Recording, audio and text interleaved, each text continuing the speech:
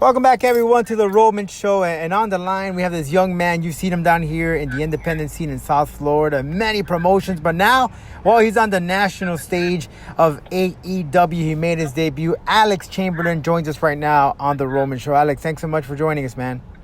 Hey, thanks, Roman. Appreciate you having me, man. Awesome, dude. Awesome. Hey, listen, congratulations. I know you've been at this stuff for quite some time. It's been quite the journey for you. So how did it feel, man, when you first walked out? And you saw at Daly's place, that's where they film AEW. And did you take a couple of seconds there to really breathe it in and take it all in?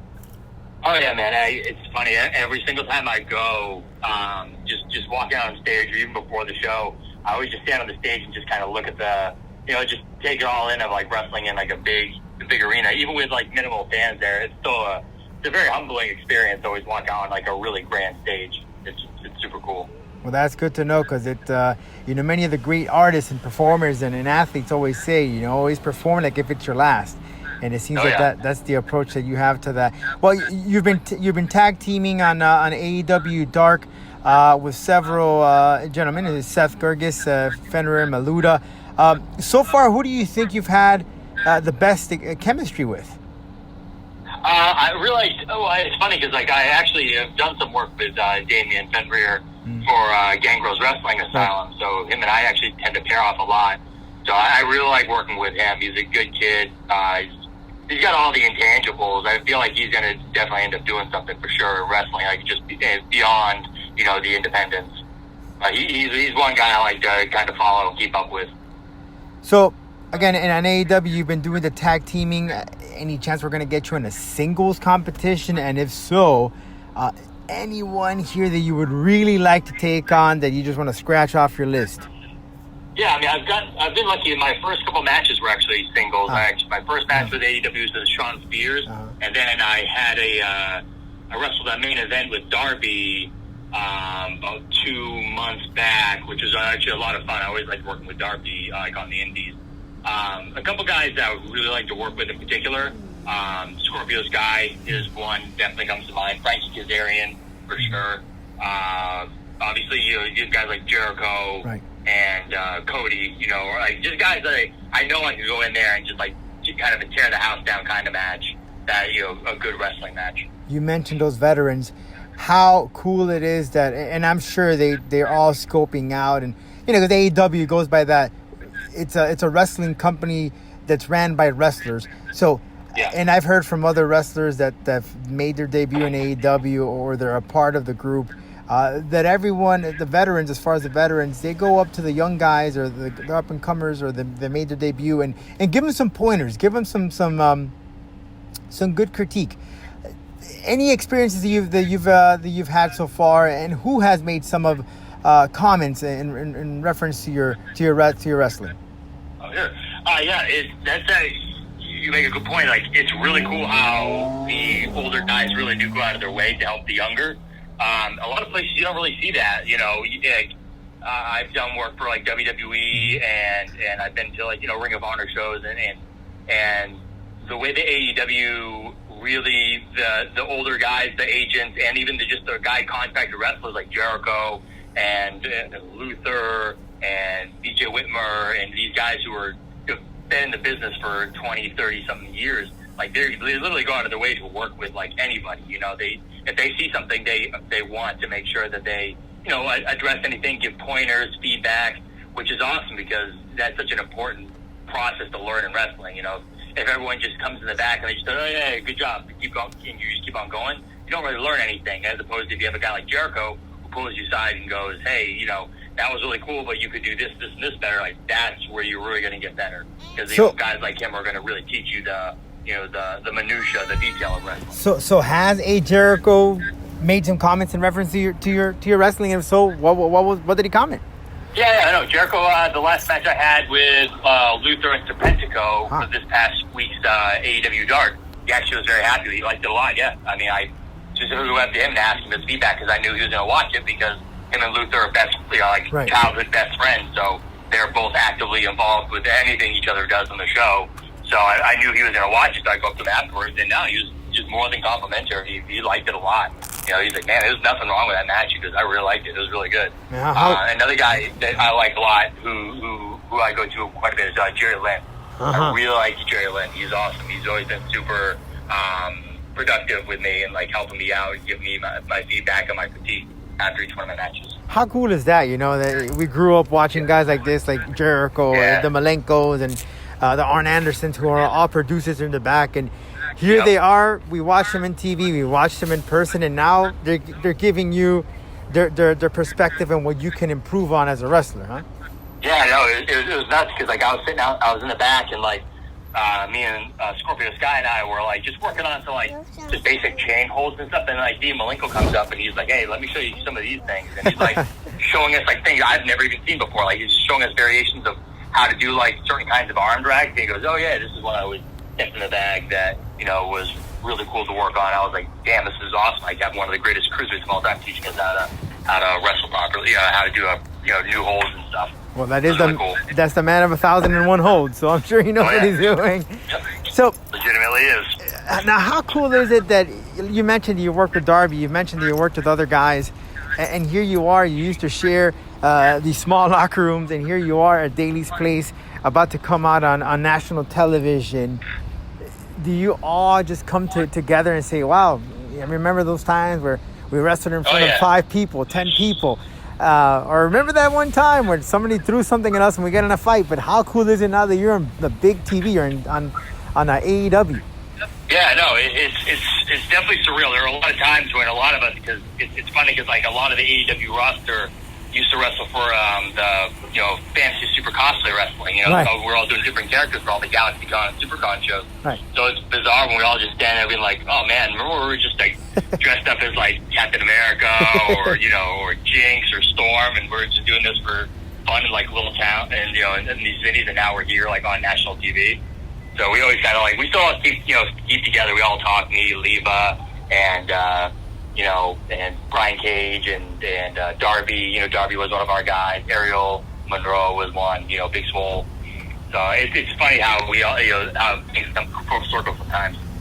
Now, looking into it, aside from you being a wrestler, I know you were trying to, maybe you still are, tackling the acting scene. Are you still pursuing that, or tell us a little bit about that? It's been slow this year. I mean, to be honest, and for everyone, I've only done like a couple different small gigs plus commercials. But yeah, it's something I still send auditions out. It's just starting to get back into the swing of things where you're just sending in self tapes now. That's like the new thing. Mm-hmm. But yeah, I mean, I like pursuing acting work. It's a lot of fun. It's good. It's good extra work. It's I see it as kind of preparing me for more wrestling. I see wrestling kind of preparing me for acting. They kind of go hand in hand. So they both help the other. It's a kind of a symbiotic relationship. So they're both like something I enjoy doing. Right. So as your career, was that the first thing you wanted to pursue, an actor, or was it pro wrestling from the beginning? Oh no, it was definitely pro wrestling. I happened to fall into acting through pro wrestling. How so? A couple friends. It was through the convention scene that I was doing the wrestling for the FSCW, and one of the actors / guests, she was a stand-up comedian. She's like, oh, you should get into acting. She goes, you seem to be pretty good at this stuff. She's like, yo, you can talk and you got a personality. And so she got me in touch with her agent. Her agent liked me, and then they started booking me for work like right away. Like my first gig I ever auditioned for, I got it. It was like a wall commercial. It's still running in Mexico now. I mean, still like 4 or 5 years ago. Wow. It still plays down there. So primarily you've done commercials, or have you done other gigs? I've done two like an independent film, one small movie film, a couple like extra parts, and then mostly commercials like down here in Miami. So like a lot of South American TV. So if you're watching TV in South America, I'm definitely in a few commercials down there for sure. That's funny. Yeah. So and when it comes to acting, is there a particular role that you always like to take on that you look forward to doing? I mean, doing villain roles are always fun. Like a couple of the movie spots I got to do, I got to play an antagonist in like this old like high fantasy film where I was playing like an evil knight, and that's a lot of fun because I like playing a heel in wrestling. So playing a heel for film is a lot of fun too, because you can kind of go even more into it. So you can kind of really dive into it and go nuts. So because you're not really necessarily worried about doing bumps or anything, you're just focused on the actual character content. You don't have to, know that moves are coming up next or anything. It's all focused on the character work. Well, you're definitely in the right area with AEW. Of course, they air on TNT, and TNT has a whole bunch of content, right? So you might be just you're just right in the right area there. So what's next for you, Alex? Are you signed officially with AEW? Is it something that you're perhaps getting to? Yeah, I'm getting to it. Yeah, I'm not signed with them yet. Right now everything I'm doing is per diem, just paid for appearance. But my next step is working to full-time contract. So you're still doing independent wrestling out here in South Florida and elsewhere, correct? I mean, you're still taking gigs. Yeah, I still take. I mean, what gigs are good in this climate? I'm a little bit more selective to make sure I'm being safe. We are in a pandemic, right? So I'm going. Really, I've been kind of sticking more to Gangrel's Wrestling Asylum. Mm-hmm. A lot of his shows. They're local. They're down here, and they're pretty regular. Yep. I've done a couple spots here and there, but yeah, I'm not going nuts, traveling all over or anything. I'm just trying to be smart. I don't want to get sick and bring that to anywhere like AEW or anything. That's the last thing you want to do would be that guy. So. And you speak of Gangrel. I understand Gangrel is going to have a big charity event coming up. Yes. Can you let us know a little bit about that? Can you let us know a little about that and where's it taking place of the date, the whole time, the whole information about it? Yeah, that is. So Gangrel every year does these charity toy drives. So essentially, you can get a ticket by bringing a toy to the event. The event is coming up. Let me check the date real quick. Sorry, 1 second. I had it right here too. But yeah, it's actually a good cause. It's for the city of Dania Beach. He personally brings it over to the city over there, and they raise everything. Let me see if I can have it right here. Oh, here it is. It's December 12th. Okay. So, and it's at the Gangrel's Wrestling Asylum in Dania Beach. Great, and that's right. Gangrel made his debut in AEW not long ago in one of the pay-per-views. Yeah. He get this pop in there. That was awesome. So that was really cool. It was fun because he had to you couldn't tell anybody, but I knew he was doing something. Didn't know necessarily what, but it was actually really cool to see him on there. It's funny because no matter what he does in wrestling, he's always going to be over for just Gangrel is always a timeless guy. He's immortal kind of in a way. Well, he recently came into he went viral actually with the whole Toys R Us and Amazon. Yeah, it's funny because I came up with that whole spot. I came up with that one. Yeah, I came up with that. That was actually my idea. I was the one that had to call Gangrel. I was like, because we had the Jeffree the Giraffe costume, and I was like, oh, I really want to do something with this. And I was having drinks with a couple of friends, and I was like, can we use this in the show? And my buddy Mike was like, yeah, absolutely. He's like, I don't care.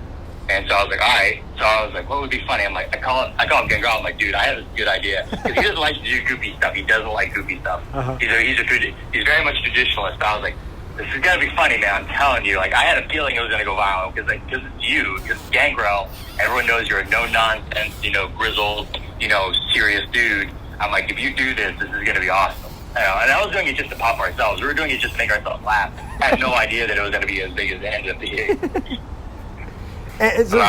So who was under the Jeffree there? Can you let us know, or was it already? That was my buddy Eddie Torres, a good veteran out of Tampa area.